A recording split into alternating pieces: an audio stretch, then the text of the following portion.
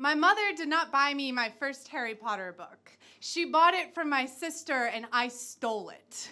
I did not know in that moment my life was going to change forever. I know people who have not read all the Harry Potter books. Those are not my people. When I went to London for the first time, my aunt told my cousin and I we either had time to go see the house with the blue door from Notting Hill or go to platform 9 3/4. And I actually murdered my cousin in order to get my way. I read the 7th book 3 hours behind my best friend. When we texted each other, we put page numbers at the start so we wouldn't be spoiled. She forgot at one stage and just sent not one without the other. And that was how I learned that a Weasley twin had died. There is not a word to accurately describe how obsessed I am with Harry Potter. I drank 3 butterbeers and almost threw up. I was so excited the first time I went to Harry Potter World. My best friend and I spent her 16th birthday writing a wizard rock song to the tune of Camp Rocks We Rock. I am missing half my copy of the 4th book because my sister and I read it so much it fell apart. I can tell you that my one true pairing first kissed on page 502 of book 7. My boyfriend thought I was joking when I told him he'd have to read all 7 books or we would break up.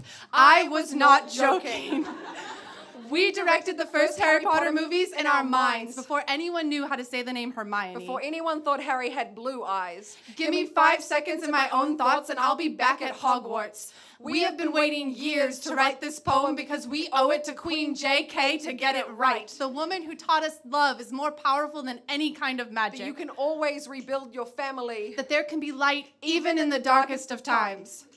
Hermione was my first feminist role model. Let's be real. They could have renamed every book Hermione Granger and the Patriarchy Takedown. She was smart and she knew it. She traveled time to go to more classes. She solved the Chamber of Secrets riddle and she was petrified for half the book. She created Dumbledore's army. She punched Malfoy in the face.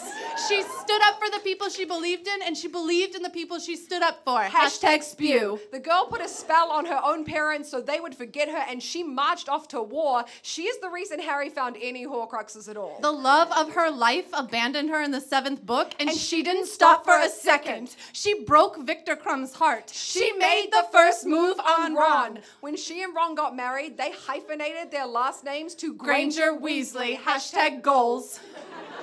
Open me up and I swear you'll find a golden snitch in the place my heart should be. Harry and I spent over a decade together. I walked with him into the forest. I faced Voldemort right by his side. I was there when the Dursleys refused to love him. When his godfather was taken from him. I relive each death every time. I cried right through the 7th book. J.K. was not joking when she killed off 18 characters. This was war and she knew it.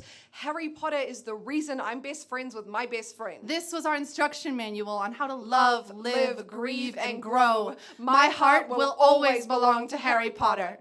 But my die-hard, badass feminist antics are because of Hermione fucking Granger. If you have ever thought girls couldn't be the hero, remember Harry would have died during the chess battle in the 1st book if Hermione hadn't been there to bail him out. Without her, J.K. Rowling would have only written 1 book. There would be no Harry Potter theme parks or tattoos or plays. Hermione taught us behind every great male hero, there is a woman running the fucking show.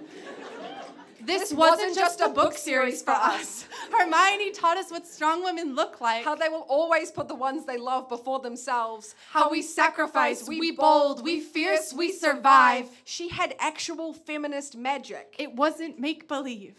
It was real for us. It is real for us. Always.